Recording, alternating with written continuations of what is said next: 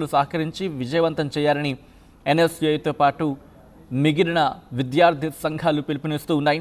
విద్యార్థుల కోసం కాంగ్రెస్ అగ్రనేత రాహుల్ గాంధీ చేస్తున్న పోరాటానికి మద్దతు తెలపాలని ఎన్ఎస్యుఐ కోరుతూ ఉంది. ఈ నేపథ్యంలో ప్రస్తుతం దేశవ్యాప్తంగా ఢిల్లీ కేంద్రంగా నీట్ అంశం పెను దుమారాన్ని రేపుతున్న సందర్భంలో ఇప్పటికీ ఇదే అంశం మీద కేంద్ర ప్రభుత్వం కూడా రియాక్ట్ అయ్యింది. ఇన్ఫ్యాక్ట్ ప్రధాని మోదీ రియాక్ట్ అవుతూ ఫాస్ట్ ట్రాక్ కోర్టును ఏర్పాటు చేయడం జరుగుతుంది.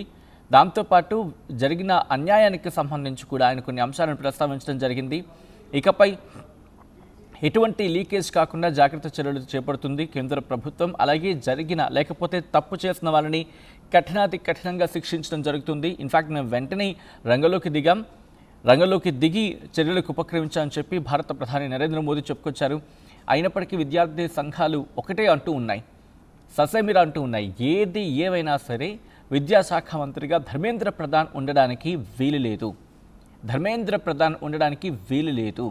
ఆయన రాజీనామా చేయాల్సిందే. ఆయన రాజీనామా చేసేంత వరకు ఈ ఉద్యమం కొనసాగుతుంది అంటూ కూడా విద్యార్థి సంఘాలు, దాంతోపాటు ఇన్ఫ్యాక్ట్ కాక్రోచ్ జనతా పార్టీ పిలుపునిచ్చిన ఆ నిరసనలకి ఇప్పుడు వీళ్ళు సంఘీభావం తెలుపుతూ బంద్లో పాల్గొనడం జరుగుతూ ఉంది.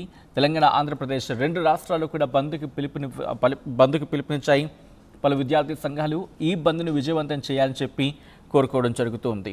ఇప్పటికే దేశవ్యాప్తంగా నీట్ అంశం పెను దుమారాన్ని రేపుతోంది. ఈ క్రమంలోనే కేంద్ర ప్రభుత్వం కూడా అలర్ట్ అయింది. రాత్రి మీరు చూడొచ్చు,